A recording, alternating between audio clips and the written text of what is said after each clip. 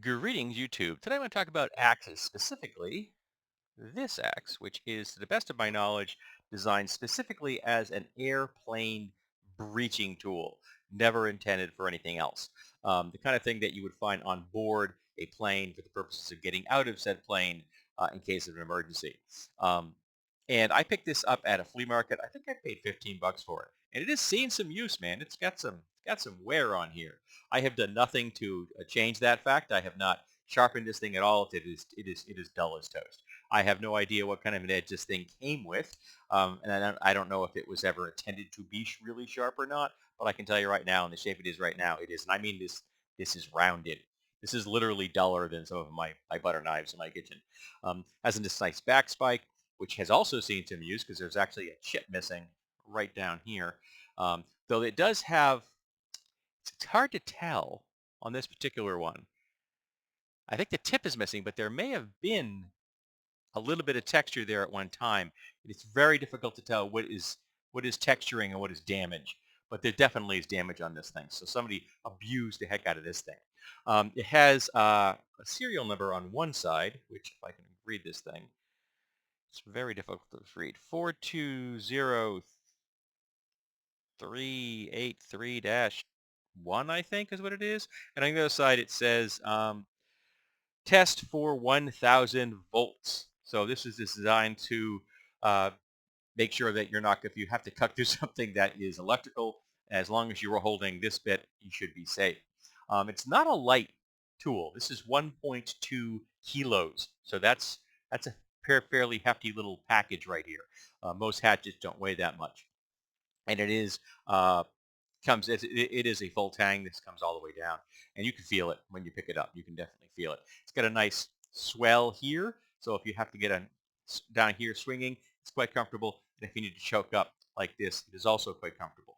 Um, I just found myself falling down an axe rabbit hole the other day on Amazon. I saw a picture of an axe in some survival kit on some uh, post-apocalyptic gear list or something, and it was an axe and it had a plus shape for a design for like uh, turning off valves and things like that. And I thought it was kind of cool looking, so I started poking around and see if I could find my own version of that because I didn't want this. I didn't have any interest in the kit, but I did have kind of the hatchet was kind of cool, and I couldn't find one. But one of the things I did find was this, and I was like, well, I've got one of those. And one of the things that I think a lot of people may have seen this is that there is a game called The Forest. And it was actually two of them. There's two different Forest, and there was a sequel. I don't know if it was Forest two or Forest Return to the Forest. I have no idea.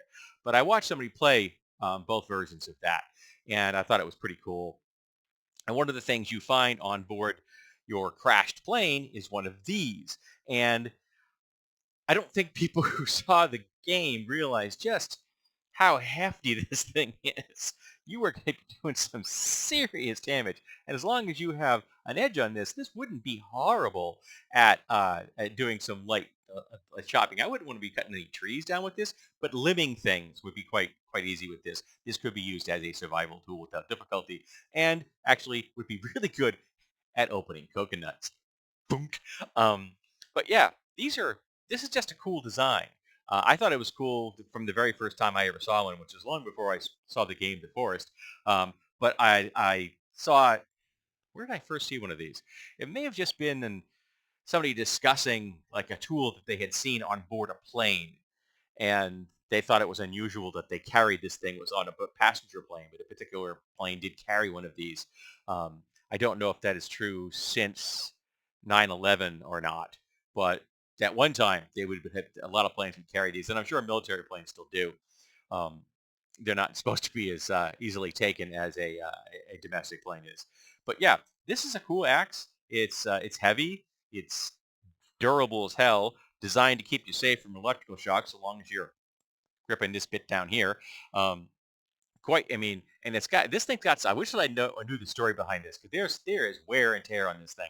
I would love to know how it was used and if it was ever truly sharp or did it come out of its manufacturing plant with just a chisel edge as opposed to just came to an edge without being shaving sharp. I have no idea. So if anybody out there has any kind of info on this kind of a breaching survival type of an axe, I would love to know because I find this kind of stuff fascinating, and I'm really glad that I've got this in my collection.